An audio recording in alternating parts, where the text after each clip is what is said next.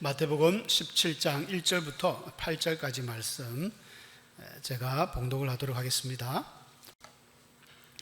엿새 후에 예수께서 베드로와 야고보와 그 형제 요한을 데리시고 따로 높은 산에 올라가셨더니 그들 앞에서 변형되사 그 얼굴이 해같이 빛나며 옷이 빛과 같이 희어졌더라. 그때에 모세와 엘리야가 예수와 더불어 말하는 것이 그들에게 보이거늘 베드로가 예수께 여쭈어 이르되 주여 우리가 여기 있는 것이 좋사오니 만일 주께서 원하시면 내가 여기서 초막 셋을 짓되 하나는 주님을 위하여 하나는 모세를 위하여 하나는 엘리야를 위하여 하리이다. 말할 때에 호련히 빛난 구름이 그들을 덮으며 구름 속에서 소리가 나서 이르시되 이는 내 사랑하는 아들이요 내 기뻐하는 자니 너희는 그의 말을 들으라 하시는지라. 제자들이 듣고 엎드려 심히 두려워하니 예수께서 나와 그들에게 손을 대시며 이르시되 일어나라 두려워하지 말라 하시니 제자들이 눈을 들고 보매 오직 예수 외에는 아무도 보이지 아니하더라. 아멘. 할렐루야, 반갑습니다. 벌써 또 한 달이 우리 목사님께서 설교해 주셔서 저는 한 달 동안 또 많이 게을러서 좀 쉬었는데 또 우리 4월달에 여러분들 찾아뵙습니다. 말씀 안에서도 함께 교제하며 또 큰 은혜와 위로의 시간이 되기를 축복합니다. 예수님께서는 예수님의 참 짧은 예수님이 33살에 돌아가셨지 않습니까? 30년 동안은 이제 무명의 어떤 인물로 아버지 요셉과 함께 목수일을 하시다가 마지막 3년 동안만 이제 공생의 사역을 하고 돌아가셨습니다. 근데 예수님의 3년 사역 중에 예수님의 어떤 사역을 크게 한 세 부분으로 나누면 예수님의 이 초기 사역과 중기, 말기 사역이 조금씩 틀리거든요. 초기 사역은 아무래도 예수님께서 아주 큰 부흥을 많이 일으켰습니다. 가는 곳마다 기적을 일으키고 병자를 치유하고, 그래서 제자들도 굉장히 신이 났죠. 우리 예수님 예를 들면 우리 교회가 어떤 집회 나갔는데 우리 목사님께서 앞장서가지고 하면 아는 사람들이, 높은 사람들이 맛있는 것도 많이 갖다 주고 수많은 사람들을 끌고 다니면 제자들이 얼마나 힘이 났겠습니까? 어깨에 뽕이 한 2개, 3개 올라갔을 정도로 너무 든든해서 줄 서시오 이렇게 했을 텐데, 점점 예수님이 이제 중기, 말기, 오늘 읽었던 이 본문은 예수님의 이제 마지막 돌아가시기 전에 그때쯤 되는 것입니다. 곧 이제 예수님이 십자가 지셔야 되는 그때인데, 이때쯤 되니까 예수님이 예전하고는 좀 다른 모습이 보여요. 자꾸 죽는다는 거예요. 나 이제 죽는다. 나 이제 죽고 또 3일 만에 부활할 거다. 제자들이 전부 시무룩합니다. 예수님이 왜 자꾸 죽는다 그러지? 뭔가 기분이 좀 이상하죠. 다운이 된 거예요. 많이 다운이 된 겁니다. 그러는 가운데에 오늘 예수님께서 이제 높은 산에 올라가셔가지고 이제 변화된 모습을 제자들에게 보여줍니다. 그 제자들도 다 보여준 게 아니죠. 우리가 잘 알고 있는 베드로, 야곱, 요한, 정말 예수님의 핵심 멤버라고 할 수 있을까요? 근데 왜 세 제자만 갔을까? 예수님께서 이제 비록 죽지만은 이 변화산 사건의 그 포인트는 나중에 부활해서 받을 예수님의 그 본 모습을 보여주신 거예요. 제자들에게 힘내라고 예수님이 보여주신 것 같습니다. 특히 베드로에게, 야고보에게, 요한에게 그 모습을 보여줬는데, 저는 이렇게 한번 생각을 해봤습니다. 베드로, 야곱, 요한은 성경에 보면 항상 예수님 주위에 있는 인물들입니다. 늘 예수님 따라다녀요. 이 사람들이 특별히 무슨 재능이 있고 능력이 있어서가 아니라 단순한 이 세 사람의 어떤 열정이었다고요. 열심이고 신앙의 간절한 뜨거움이었습니다. 우리가 잘 아는 대로 특히 야고보, 요한은 형제지 않습니까? 보아너게라는 그 우레의 아들, 번개의 아들이라는 그런 성격도 급했던 사람들이 점점 가다듬어지는데, 그의 어머니가 한 번은 예수님께 와가지고 부탁하지 않습니까? 우리 아이를 하나는 주의 우편에 하나는 좌편에. 엄마도 그런 욕심이 많았어요. 자리에 대한 욕심이라기보다는 안 좋게 생각하면 그렇게 생각할 수도 있겠지만, 어쨌든 예수님 옆에 붙어 있으라고요. 반장 부반장 하듯이 예수님과 계속 같이 가라. 야고보 요한도 그런 마음이 있었던 것 같아요. 늘 예수님 주위에, 예수님 주위에. 베드로는 뭐 말할 것도 없고요. 그러다 보니까 성경 곳곳에 이 세 사람은 항상 예수님이 좀 데리고 다녔습니다. 우리가 이너스컬이라고 하는데 이 사전적인 의미가 원인데 더 깊이 들어가서 저 중간에 원을 이너스컬이라 합니다. 우리가 이제 보통 이야기할 때 참 그 사람들 이너스컬이다. 핵심 중에 핵심이 요원인 거예요. 어떤 회사의 조직을 이끌어갈 때에 그 이너스컬이 있거든요. 진짜 회사를 움직이는 최고 긴밀한 그 요원들, 그 사람들 이너스컬이라는데, 이 예수님의 이너스컬이 베드로, 야고보, 요한입니다. 다시 말씀드리지만 이 세 사람이 특별히 어떤 능력이 있었으라기보다는 열심이었던, 열심. 우리 무지개 전형교회의 이너스컬은 과연 누굴까요? 우리 성도님들이 다 되시면 좋겠습니다. 이거는 아이고 저는 뭐 능력이 없어서 안 됩니다, 이게 아니라 내가 하나님 앞에 어떤 그 열정을 가지고 계속 하는 거예요. 수요 예배 참석하고, 특세 참석하고, 청소 참석하고, 무슨 집회 있으면 교회 집회 있으면 또 가고. 그게 어려운 것은 아닙니다. 능력이 있어서, 실력이 있어서 하는 거하고는 또 차원이 틀리죠. 그냥 열심입니다. 열심. 최선을 다하는 거예요. 그런 사람들은 결국은 예수님에게 인정받고 또 하나님에게도 인정받고, 천국에 가서도, 천국에도 뭐 천국에만 가면 다 좋지만 좀 레벨이 있다 그러죠. 하나님 보좌에 가까이 가시는 분이 있는가 하면 저만치 이제 천국 문 쪽에 사는 사람도 있을 거예요. 천국 문에 그 문지기라도 좋다고 다윗은 이야기했는데 가는 것만 해도 어딥니까? 그런데 이 세상에서 하나님의 말씀으로 뭐 순교자들이나 정말 외롭고 힘들었지만 주님의 일을 열심히 최선을 다했던 사람들은 좀 하나님 보좌 옆에 갈 거예요.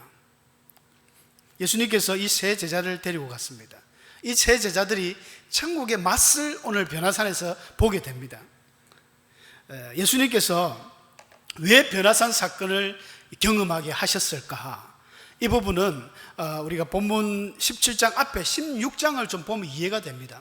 16장에 보면 어떤 사건이 있었냐면, 예수님께서 아까도 말씀드렸지만 이제 예수님이 곧 죽을 그 시점이 다가오고 있으니까 걱정이 되는 거예요. 어떤 걱정이 되냐면, 이 3년 동안 제자들과 함께 했는데 도대체 이놈들이 나를 어떻게 생각할까? 아니 제자들 말고 다른 사람들은 전부 뭐 사람들이 오병이어 기적을 뻥뻥 일으키고 병자를 낫고 하니까 와 호산나 다윗의 자손 예수여 하면서 이렇게 쫓아오는데, 정작 나의 제자들 12명의 이 제자들은 나에 대해서 그런 확신이 있을까?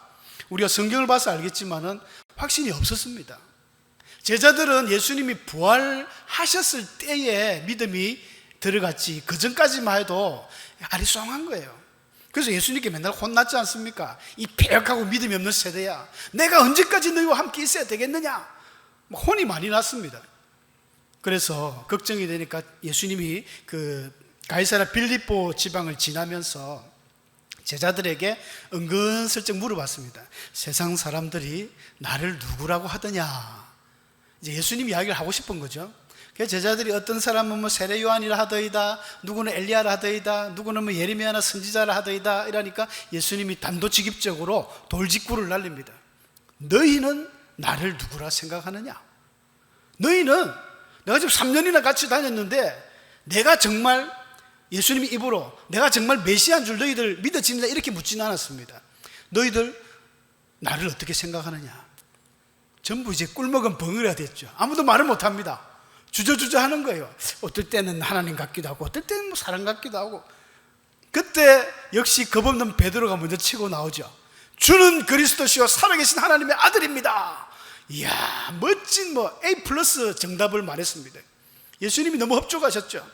그러면서 칭찬을 합니다. 바요나 시모나, 요한의 아들 시모나, 네가 이런 고백을 한 것은 결코 네가 똑똑해서 그런 게 아니고 너희 아버지 요한이 똑똑해서 그런 게 아니고 하늘에 계신 내 아버지가 가르쳐 주신 것이다. 성령을 통해서 그런 이제 어떤 경험, 알게 되는 그런 걸 깨닫게 했다는 것이죠. 그러면서 네 그 믿음의 그 고백 위에 너는 베드로다, 너는 반석이니까 내가 교회를 세울 것이다. 천국의 열쇠를 주겠다. 네가 땅에서도 매면 하늘에서도 매이고 하늘에서 풀면은 땅에서도 풀어진다 하면서 놀라운 이야기를 하시면서 예수님이 처음으로 이제 예수님의 이제 십자가 이야기를 하셨습니다. 그 마태복음 16장 20절의 이야기거든요. 제자들에게 경고하사 자기가 그리스도인 것을 아무에게도 이러지 말라. 베드로가 참 이야기를 잘했어요. 그러면서 내가 맞다, 내가 그리스도다. 그런데 아직 이야기를 아무에게도 하지 마라. 내가 예루살렘에 가면은 대제사장과 서기관들과 장로들에게 고난을 받고 내가 죽을 거다. 그리고 죽은 뒤에 3일 만에 다시 살아날 것이다 라고 이야기를 했습니다. 제자들은 이 소리가 무슨 소리인지 몰랐을 거예요. 특히 베드로는 이해가 안 갑니다. 왜 갑자기 죽어? 일 잘하다가 왜 죽지? 막 그런 이야기를 합니다. 그러니까 베드로가 결코 이런 일이 일어날 수 없습니다 하면서 예수님에게 막 항변했다. 16장 23절에 베드로가 예수를 붙들고 항변하다는 이 말은 원어적으로 책망했다는 것입니다. 영어로 revoke, 꾸짖었다, 막 비난했다, 이런 말이거든요. 베드로가 예수님보다 나이가 많았을 거니까 뭐 그런 건 이해됩니다만은 막 자기가 섬기는 스승한테 막 혼을 내는 거예요. 그때 예수님이 뭐라 하셨습니까? 사탄아, 내 뒤로 물러가라. 늘 함께하던 베드로에게 내 뒤로 물러가라 하면서 갑자기 베드로가 막 사탄이 돼버렸어요. 그러면서 관계가 좀 서먹하게 벌어졌습니다. 누구든지 나를 따라오려면 자기 십자가를 지고 나를 쫓아라. 막 그런 이야기를 하시면서 이제 16장이 끝나고 6일 뒤에 이제 오늘 이 사건이 일어난 겁니다. 아까 1절에 읽었지 않습니까? 엿새 후에 예수께서 베드로야, 야고보야, 요하나 같이 가자 하면서 짠 보여주신 거예요. 예수님께서 제자들에게 이게 뭐라면 백문이 불여일견이라 그러죠. 100번 들어봐야 한번 보는 게 낫다 이거예요. 내가 죽는다 해도 모르는 겁니다, 제자들이. 그래서 내가 죽고 나서 받게 될 영광이 어떤 것인지 쫙 보여주는 거예요. 베드로하고 딱 올라갔더니 갑자기 예수님이 오늘 본문 설명해 보면 예수님이 그들 앞에서 변형되사 그 얼굴이 해같이 빛나며 옷이 빛과 같이 휘어졌다 그래놨습니다. 같은 병행구절 마가복음 9장하고 누가복음 9장에도 같은 사건이 나오는데 마가는 이렇게 표현합니다. 세상에 어떤 사람들이 빨래를 해서 옷이 그토록 희게 할 수 없다는 거예요. 어마어마하게 하여튼 광명의 밝은 빛으로 우리가 아침에 해를 보면은 눈이 부셔서 해를 못 보지 않습니까? 이 시간이 누가는 이 저녁 시간이라고 이야기합니다. 밤중이에요. 왜냐하면 제자들이 올라갔다가 피곤하여 졸았다는 표현이 나오거든요. 누가복음 9장에는. 그리고 이튿날 또 내려와가지고 밑에 이제 귀신 들린 아이를 이제 쫓아내는 그 일이 일어납니다. 그러니까 하룻밤 늦게 올라가서 그 다음날 내려오신 거예요. 밤에 올라가셨다가 빛이 갑자기 팍 비추니까 얼마나 더 밝았겠습니까? 여러분 어두운 밤길 가는데 갑자기 요즘 후레쉬 밝죠? 요즘 밝은 후레쉬는 진짜 낮같이 밝은데 쫙 눈에 비추면 눈이 번쩍합니다. 아무것도 안 보여요. 그런 상황이 일어난 겁니다. 갑자기 베드로가 눈을 가리고 사진의 모습들처럼 말이죠. 갑자기 가리고 이러는데 갑자기 또 모세와 엘리야가 또 나와가 막 예수님하고 무슨 이야기를 하셨는지 모르겠지만 막 이야기하는 모습까지 본 거예요. 혹시 본문 여러분들 읽으면서 그런 궁금증이 안 생겼는지 모르겠습니다. 저는 생기더라고요. 이 제자들은 모세와 엘리야를 어떻게 알까? 이들이 모세와 엘리야를 어떻게 알았을까요? 모세하고 엘리야는 오늘날처럼 인터넷이 발달해가 뭐 사진이 남는 것도 없습니다. 그 오랜 세월 약 1600년 전에 그 모세를 어떻게 알고 모세와 엘리야를 단번에 알아봤을까요? 신기하지 않습니까? 이것은 사도 바울이 고린도 교회의 그 사랑을 설명하면서 고린도서 13장에 보면 사랑은 뭐 오래 참고 쭉 하다가 맨 밑에 보면은 이렇게 이야기합니다. 지금은 우리가 거울을 보는 것처럼 희미하나, 바울 시대 때 거울은 요즘 거울처럼 선명한 게 아니라 이 구리 있잖아요. 구리, 동으로 만드는 것입니다. 그래서 거울을 보면 흐리흐리해요. 이 철판에다가 얼굴 보는 거와 똑같습니다. 바울이 그런 표현을 쓴 겁니다. 지금은 우리가 거울을 보는 것처럼 흐리흐리하지만은 그때에는 얼굴과 얼굴을 보는 것처럼 알 수 있다는 거예요. 그리고 지금은 내가 조금밖에 몰라서 조금만 이렇게 이야기하지만 그때라는 건 천국 가서란 말입니다. 그때에는 주님이 나를 안 것처럼 우리가 다 안다는 거예요. 여러분, 우리가 장례식 때마다 기독교인들은 장례 예배를 드리면서 항상 천국에 소망을 주지 않습니까? 목사님이 설교하실 때 우리도 머지않아 천국 가서 우리 먼저 가신 어머님, 할아버지, 할머니 만나게 됩니다 하지 않습니까? 한 번도 생각 안 해보셨습니까? 어떻게 만날까요? 우리 육신이 다 썩어버렸는데 뼈밖에 안 남아요. 그러면 천국에 갈 때 우리 할머니 모습 그대로 다시 부활해서 천국에 계실 것 같습니까? 그렇지 않습니다. 그럴 것 같으면 세상 억울하죠. 병으로 죽고 손다리, 발 이런 장애인들이 죽으면 천국에서도 그럼 장애인으로 부활합니까? 절대 안 그렇습니다. 예수님의 부활하심처럼, 예수님 부활의 천년일매잖아요. 예수님은 완전히 새로운 몸을 가졌습니다. 시간과 공간의 제약을 받지 않은, 벽도 통과하고 제자들보다 더 빨리 갈릴리로도 가고, 예수님의 부활체예요. 첫 부활체입니다. 그 전에 나사로도 죽었다가 살아나고, 나인성 가보도 살아나고, 회당장 야이로의 딸도 살아났지만 이 사람들은 부활이라고 이야기하지 않습니다. 그 사람들은 죽었다가 잠시 살아난 거예요. 다시 죽었습니다. 근데 부활체는 한번 부활하면 죽지 않습니다. 영원히 삽니다. 영원히 살고 인간의 기본 몸이 다릅니다. 육체는 갖고 있지만 이 육체는 우리의 육체와는 다른 육체예요.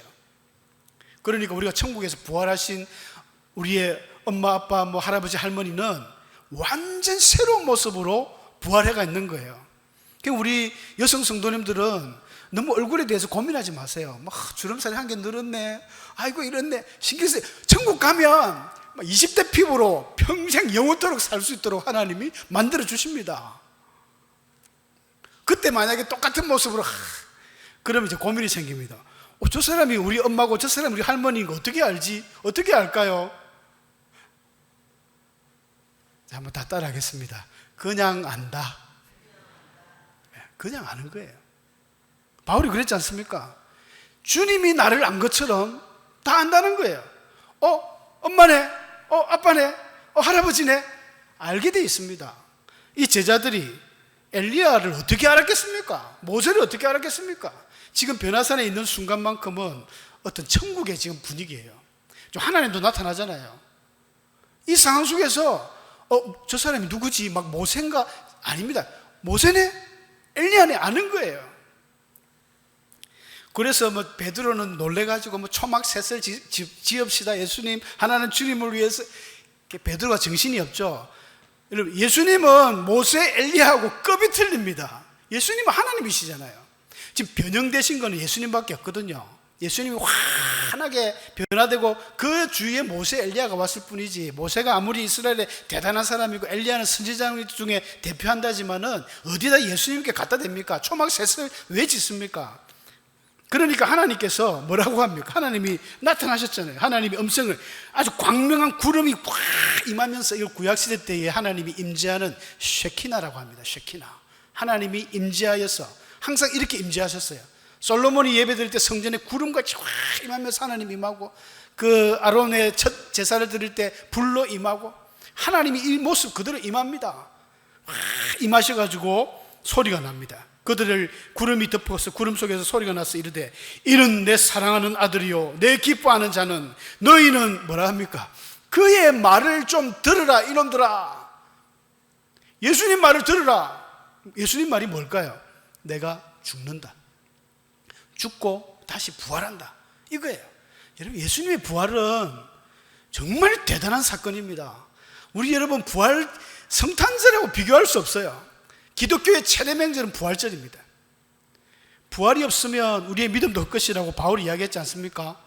그래서 정말 저는 안타까워요. 내년부터는 우리 목사님 이 기독교의 부활절 이거를 해마다 제가 느끼는 거지만, 부활절 앞에는 안타깝게도 고난주간이 있습니다.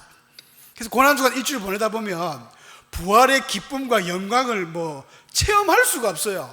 주일날 잠깐 반짝 칸타타하고 체험하고 마는데, 사실은 축제 기간을 진짜 한 달 전부터 축제하고 한 달 후까지 부활절 지나면 부활절 찬송 부르기도 민망해요. 그래서 오늘 일부러 부활절 찬송을 아까 불렀는데, 여러분, 기독교의 부활은요, 예수님이 부활의 첫 열매가 되면서 우리가 재림 때에, 주의 재림 때에 우리도 이렇게 변한다는 걸 보여주신 거예요. 그거 지금 이야기하는데 베드로가 안 듣습니다. 제자들이 안 듣습니다. 하나님이 나타나셔가지고 너희는 그의 말을 들으라. 제가 좀 재미난 영상을 좀 준비를 해봤습니다. 예수님이 여러분 어떻게 생기셨을까요?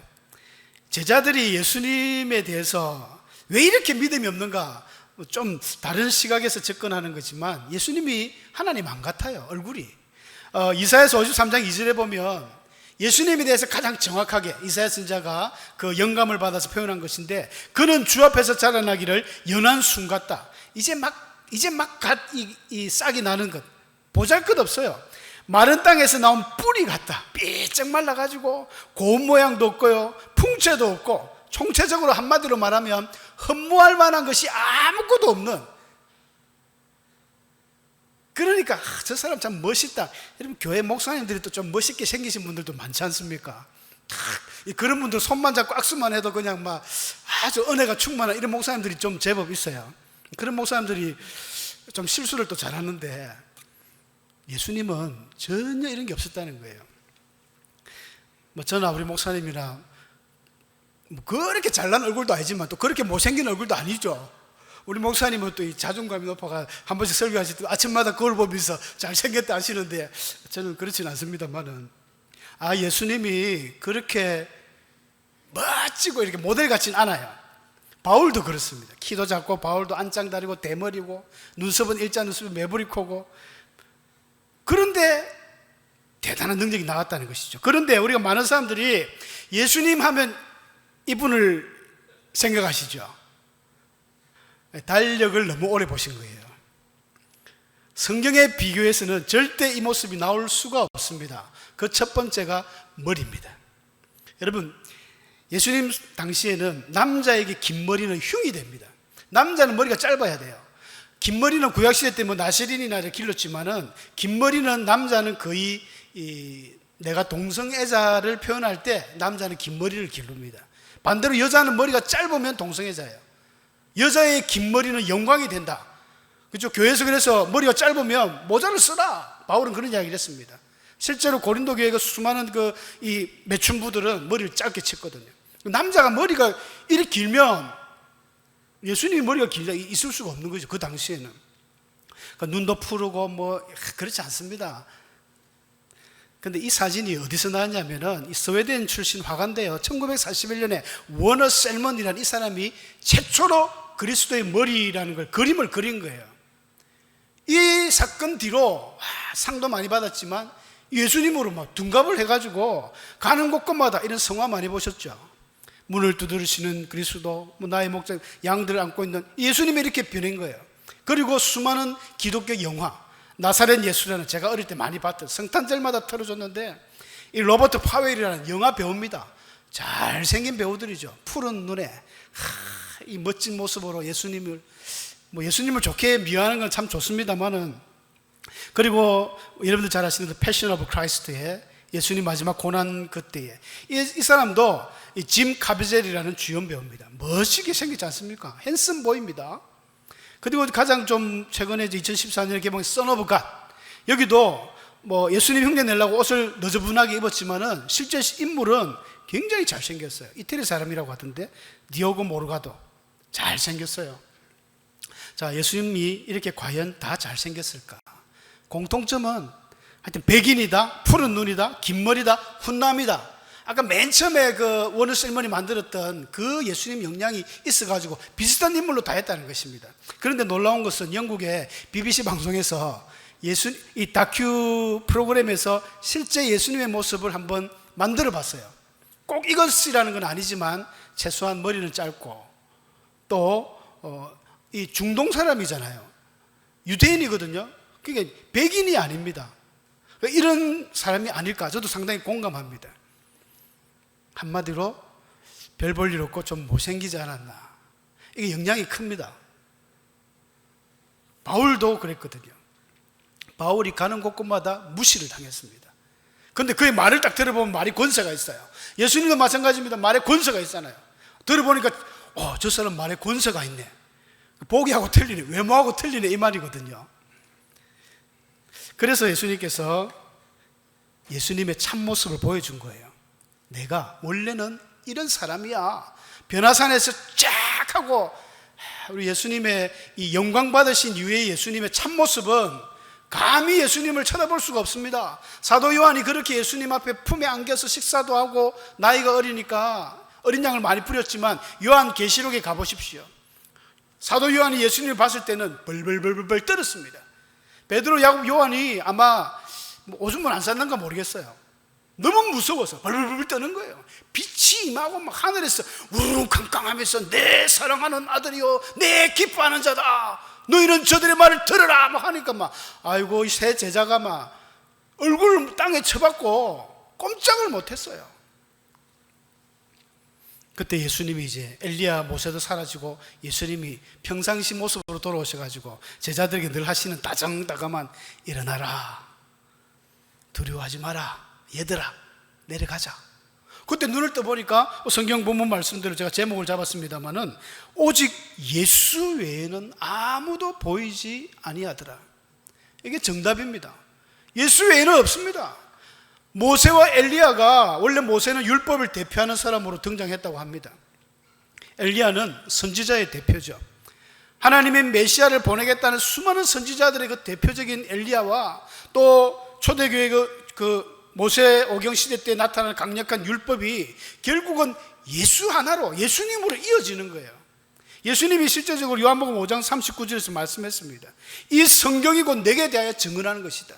여러분, 성경의 중심에는 예수님이 있어야 됩니다. 하나님 나라의 중심에도 예수님이 있어야 됩니다. 여러분, 이 예수님 때문에 저와 여러분이 사는 것입니다. 예수가 없다면 어떻게 우리가 살아갈까요? 지금도 막 제사를 드리고 있겠지만 하나님께서 예수를 통하여 구원의 새로운 길, 이 영광의 길을 만들어 주셨거든요. 오직 예수 외에는 없습니다. 능력도 중요하고 성경도 중요하고 나도 중요하지만 사실은 예수, 우리가 오직 예수라는 말이 삼위 하나님에 비하면 좀 어폐가 있긴 합니다만은 오직 예수라는 건 예수님밖에 없다는, 그건 또 아니거든요. 그러나 그만큼 우리 의미를 알잖아요. 예수님밖에. 모세, 바리새인들은 모세를 엄청 좋아했지만 그것보다는 예수님이 최고다. 그래서 예수님은 변화산 사건을 통하여 제자들에게 그 예수님이 가시는 길을 보여주셨습니다. 여러분, 예수님이 걸어가신 그 길, 그 십자가의 길, 사실 우리 때문에 가신 것이고 또 부활하신 것도 아마 마귀는 예수님이 십자가에 죽으면 끝나는 걸로 생각했을 겁니다.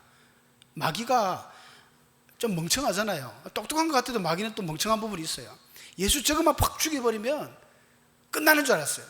그런데 이제 부활이라는 걸 처음 체험하잖아요. 예수님이 사망이면 다 끝나는 줄 알았습니다. 모든, 그래서 마귀의 최고의 무기는 확 죽이뿐다. 너 안 죽고 영원히 복받게 해줄게. 이 마귀의 달콤한 유혹인데 예수님은 그 사망을 이제 끝내버렸어요. 사망아, 너의 쏘는 것이 어디냐? 사망이 끝나버린 거예요. 새로운 부활이 있다는 겁니다. 우리 기독교의 가장 강력한 무기가 부활 아닙니까? 부활. 우리는 다 죽을 수 있습니다. 언젠가는 죽어요.